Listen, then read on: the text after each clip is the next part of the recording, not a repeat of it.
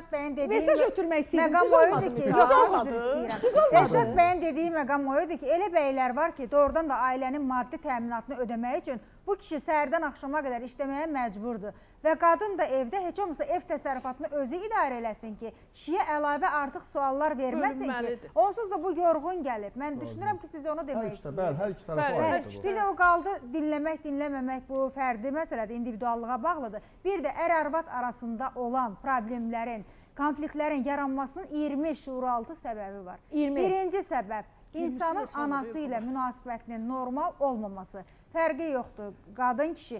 İkinci səbəb, valideynlərini günahlandırmaq, valideynlərini rədd eləmək, valideynlərini görməzdən gəlmək. Üçüncü səbəb, valideynlərinin hansısa birinin tərəfini tutmaq. Tutaq ki, uşaqdır, oğlan uşağıdır, qız uşağıdır, fərqi yoxdur. Ailədə görüb ki, atası ilə anası dava eləyir, o birinin tərəfini saxlayıb. Daha çox indi uşaqlar anaların tərəfini saxlayırlar. İndi vaxtımız azdır, dördüncü əsas səbəbi deyim.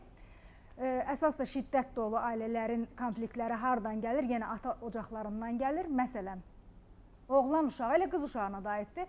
Görür ki, atası anasına qarşı şiddət göstərir. Bu oğlan uşağı bunu qəbul eləyə bilmir. Atam mənim, ikisi də doğmasıdır axı. Burada şiddət görən bir anası var, ürəyi dözmür. Burada da bir atası var, axı o da doğmasıdır, onu da qınaya bilməz. Oğlan nə olur? Şuuraltı olaraq elə kodlanır ki, evlənəndə o da öz arvadına şiddət göstərsin ki, şuuraltı olaraq sübut eləsin ki, mənim arvadıma şiddət göstərməyə səbəbim var.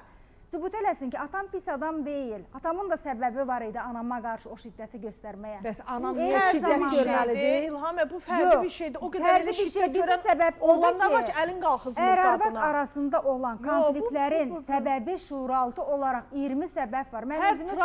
Hər travma, İlham,